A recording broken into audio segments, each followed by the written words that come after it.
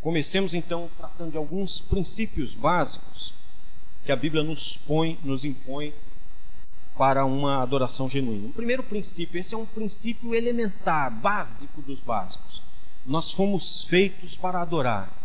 Fomos feitos para adorar. Essa frase que está aí, o homem foi criado para glorificar a Deus e ter prazer nele para sempre, é uma frase que aparece nos principais documentos da história da igreja. A igreja tem uma história, gente, viu? Tem uma história longa. Começou lá atrás, quando Jesus instituiu, quando ela começou no Pentecostes de fato, quando Jesus disse: as portas do inferno não prevalecerão contra a igreja. Ela tem uma história, e ela vem trazendo uma história ao longo dos tempos, né? Uma história de luta pela manutenção das verdades centrais da fé cristã, uma história de reforma, que todos nós já ouvimos falar alguma coisa, de luta contra as grandes distorções. Então a igreja tem uma história longa. E um dos principais documentos da história da igreja é o Catecismo Maior de Westminster, né? Nesse documento, e tem lá uma das primeiras perguntas: para que nós existimos? Para que o homem foi criado? E essa é uma pergunta que atravessa os séculos, né? É a grande pergunta existencial. Filósofos discutiram essa pergunta, homens hoje discutem essa pergunta de uma forma ou de outra. Por que nós estamos aqui? Por que nós existimos? Para que estamos aqui na Terra? E o Catecismo de Westminster, catecismo, gente, não vai pensar que eu estou falando de catolicismo aqui não, viu? Catecismo é uma forma de ensino através de perguntas e respostas.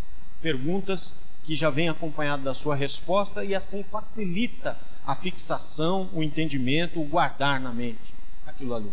Então, a primeira pergunta do Catecismo de Westminster e de outros catecismos é: por que nós existimos? Para que o homem foi criado? Essa é a pergunta que atravessa os séculos. E a resposta que o Catecismo traz é essa daí: o homem foi criado para glorificar a Deus e ter prazer nele para sempre. Nós fomos criados para adorar. Fomos feitos para sermos adoradores. Lá no Éden, quando Deus fez Adão, Ele fez Adão para que Deus fosse glorificado nele para sempre. Quando houve a queda, o homem perdeu essa capacidade de adorar a Deus. E olha, é interessante porque glorificar a Deus e ter prazer nele para sempre. Não é um sacrifício no pior sentido da palavra. Não é sacrifício, não é algo doloroso, não é algo que sai da nossa vida, do nosso interior para Deus com um fórceps, né? Arrancado. É algo que sai prazerosamente, voluntariamente. Ter prazer em Deus para sempre. Nós fomos criados para isso. Deus colocou essa característica primeira no homem, para glorificar a Deus e ter prazer nele para sempre.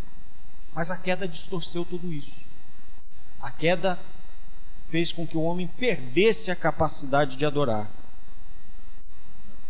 E aí, Wilson Tozer, já agora bem recentemente, né? O Wilson Tozer morreu em 63, então bem recentemente, o Wilson Tozer disse que a adoração é a atitude normal de seres morais. Atitude normal de seres morais.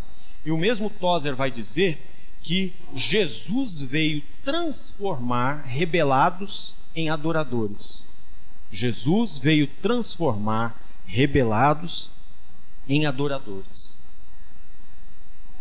Quando Jesus faz o seu sacrifício na cruz do Calvário, quando Ele nos chama para si, quando Ele nos salva, Ele transforma-nos de rebelados que éramos em adoradores, de homens que perderam a capacidade de adorar por causa do pecado, por causa da queda, novamente em adoradores. Restauram no homem a capacidade de glorificar a Deus e ter prazer nele para sempre.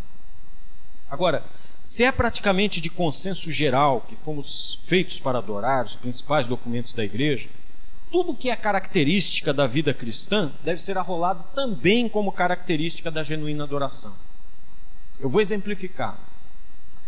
O Rogério bem disse aqui, e isso já deve ter sido massificado aqui pelo que eu conheço do Rogério, pelo que eu sei do seu entendimento de adoração. Adoração não é só música.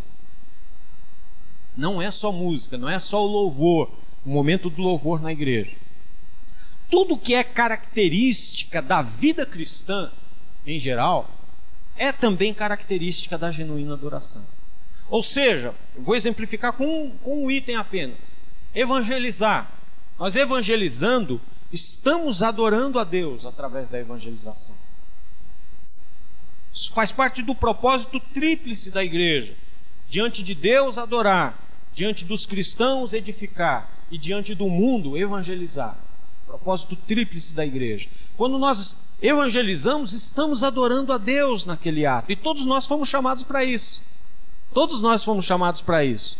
Existe assim, às vezes, na igreja, uma satisfação mórbida em dizer o seguinte, olha, e até orar a Deus. Olha que coisa absurda, né? Orar a Deus e dizer, Senhor, nós te agradecemos, Senhor, porque tem um departamento de evangelismo na igreja. Oh, que beleza! Meia dúzia de gente desbravadora que sai lá, que encara as pessoas, que bate nas portas, que sai para evangelizar. Senhor, graças te dou por aqueles 6 corajosos que saem lá. E eu me eximo totalmente dessa responsabilidade quando a Bíblia diz que todos nós fomos chamados para isso.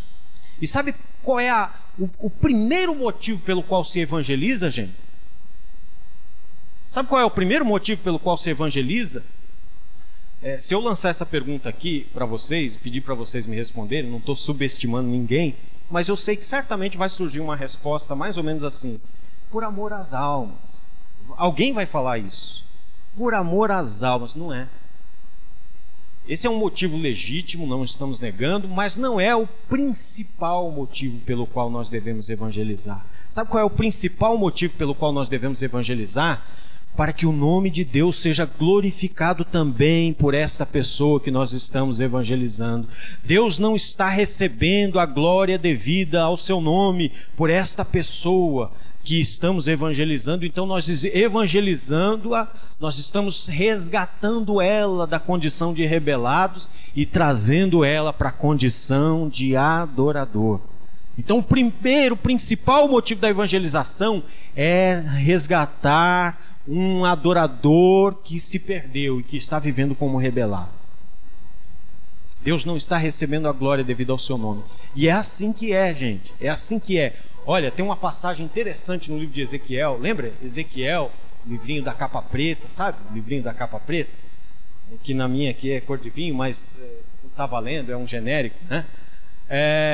No livro de Ezequiel, capítulo 36, Deus promete ao povo que vai restaurar o povo à sua condição. Eles estavam vivendo como rebelados, estavam apanhando para valer. Deus promete a eles uma restauração e Deus fala assim para eles. Olha que coisa interessante, né? Isso vai contra tudo que nós costumamos ouvir hoje, principalmente da teologia da prosperidade. Deus fala assim para o povo: olha, não é, eu vou restaurar, eu vou reconstruir tudo, eu vou colocar vocês de novo numa condição boa, de nação, de povo importante, de povo que anda com a cabeça em pé, não anda encurvado, não está no exílio. Eu vou restaurar essa condição. Mas aí Deus fala um negócio que iria chatear muita gente hoje. Ele diz assim: olha, não é por amor de você que eu faço isso. Não é por amor de vós que eu faço isso, mas é por causa do meu santo nome que profanaste entre as nações. É por causa do meu nome que profanaste entre as nações que eu vou restaurar a vossa condição. E para ser mais incisivo ainda, Deus vai falar num outro versículo lá na frente, e ele vai usar uma expressão até assim comum para nós. Ele fala: que fique bem claro. Ele fala assim: olha, que fique bem claro para vocês, não é por amor de vocês que eu faço isso, mas é por causa do meu nome que profanastes. Então, a grande motivação para nós adorarmos a Deus, a raiz de tudo, é que nós fomos feitos para adorar. Amém?